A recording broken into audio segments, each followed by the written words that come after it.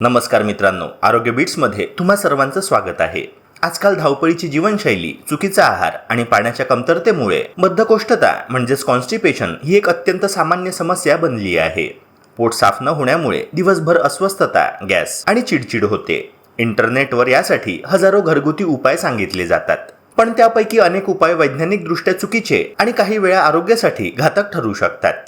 आजच्या ह्या व्हिडिओमध्ये आपण बद्धकोष्ठतेवर अत्यंत सुरक्षित, घरगुती आणि डॉक्टरांनी मान्यता दिलेला अचूक उपाय पाहणार आहोत. आणि त्यानंतर ह्या समस्येभोवती पसरलेले मोठे भ्रम म्हणजेच मिथ्स एकामागून एक वैज्ञानिक तथ्यांसह खोडून काढणार आहोत.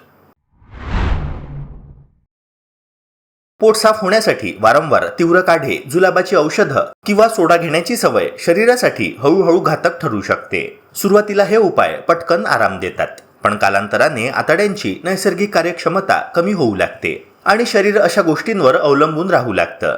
त्यामुळे बद्धकोष्ठतेवर उपाय करताना शरीराला त्रास न देता आतड्यांना नैसर्गिकरित्या काम करण्यास मदत करणारे उपाय अधिक फायदेशीर मानले जातात. त्यापैकी सर्वात प्रभावी आणि पारंपरिक उपाय म्हणजे रात्री झोपण्यापूर्वी 1 ग्लास कोमट दुधामध्ये 1 चमचा शुद्ध गाईचे तूप मिसळून पिणे. हा उपाय आतड्यांना आतून मऊपणा देतो, कोरडेपणा कमी करतो आणि सकाळी शौच सहज होण्यास मदत करतो. ज्यांना दूध पचत नाही किंवा दूध आवडत नाही त्यांनी 1 ग्लास कोमट पाण्यासोबत 1 चमचा इसबगोल घेणे हा उत्तम पर्याय ठरू शकतो. मित्रांनो, इसबगोलमध्ये भरपूर प्रमाणात नैसर्गिक फायबर असते, जे आतड्यांमध्ये पाणी धरून ठेवते आणि मल मऊ बनवते. याशिवाय रात्री 4 ते 5 काळे मनुके पाण्यात भिजवून सकाळी खाल्ले तरी पोट साफ होण्यास खूप मदत होते. मनुक्यांमधील नैसर्गिक फायबर आणि सौम्य गोडवा आतड्यांची हालचाल सुरळीत करतात. सर्वात महत्त्वाची गोष्ट म्हणजे हे उपाय शरीरावर कोणताही ताण न आणता नैसर्गिक पद्धतीने काम करतात. त्यामुळे सकाळी पोट साफ होताना जळजळ, पोटदुखी किंवा अशक्तपणा जाणवत नाही. नियमितपणे योग्य पुरेसं पाणी पिणं, थोडी शारीरिक हालचाल करणं आणि हे साधे घरगुती उपाय एकत्र केल्यास बद्धकोष्ठतेची समस्या मोठ्या प्रमाणात कमी होऊ शकते.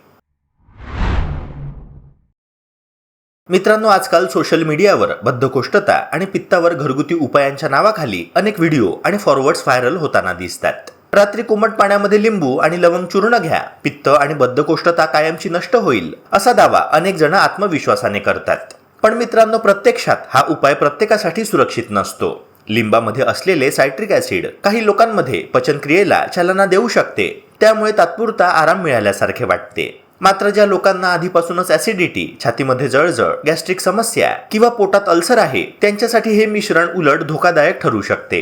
कारण लवंग ही अत्यंत उष्ण प्रकृतीची मानली जाते आणि रिकाम्या पोटी घेतल्याने ती पित्त आणखीनच भडकवू शकते.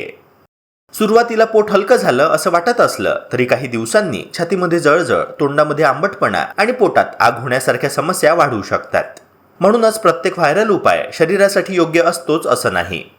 आपल्या शरीराची प्रकृती आणि आधीच्या समस्या लक्षात घेणं खूप गरजेचं आहे. तसाच आणखी एक मोठा गैरसमज म्हणजे सेंधव मीठ वापरलं तर बीपी वाढत नाही आणि हृदय सुरक्षित राहतं. मित्रांनो, अनेक लोक साध्या मिठाऐवजी सेंधव मीठ वापरायला लागले आहे आणि त्यांना असं वाटतं की हे मीठ पूर्णपणे निरुपद्रवी आहे. मित्रांनो, खरं तर सेंधव मिठात काही खनिजे जास्त असू शकतात, पण त्यामध्येही मुख्य घटक सोडियमच असतो आणि शरीरात जास्त सोडियम गेलं की त्याचा थेट परिणाम रक्तदाबावर होऊ लागतो. विशेषतः बद्धकोष्ठतेसाठी काही लोक कोमट पाण्यामध्ये मीठ टाकून वारंवार घेऊ लागतात, पण ही सवय शरीरातील इलेक्ट्रोलाइट संतुलन बिघडवू शकते. अनेकांना असं वाटतं की हे नैसर्गिक आहे म्हणजे सुरक्षित नक्कीच असेल. पण मित्रांनो, नैसर्गिक गोष्टींचाही अतिरेक धोकादायक ठरू शकतो. हृदयविकार टाळण्यासाठी केवळ मीठ बदलणं पुरेसं नसतं, त्यासाठी संपूर्ण जीवनशैली महत्त्वाची असते. जसं की योग्य आहार, नियमित व्यायाम, कमी तणाव आणि पुरेशी झोप घेणं. त्यामुळे कोणत्याही मिठाला जादुई औषध समजण्याची चूक करू नका. मित्रांनो, सर्वात गंभीर चूक म्हणजे बद्धकोष्ठता दूर करण्यासाठी रोज सकाळ संध्याकाळ तीव्र काढे, चूर्ण किंवा रेचक पदार्थ घेण्याची सवय लावून घेणे. सुरुवातीला हे उपाय पटकन परिणाम देतात, त्यामुळे लोकांना वाटतं की ते पूर्णपणे सुरक्षित आहे. पण शरीराच्या आतमध्ये काय चाललं आहे याकडे फार कमी लोक लक्ष देतात. सतत तीव्र काढे घेतल्याने आतड्यांची नैसर्गिक हालचाल मंदावू लागते. म्हणजे शरीर स्वतःहून पोट साफ करण्याऐवजी त्या काढ्यांवर अवलंबून राहायला लागतं. काही दिवसांनी अशी परिस्थिती निर्माण होते की औषधं किंवा चूर्ण घेतल्याशिवाय शौच पूर्ण होतच नाही.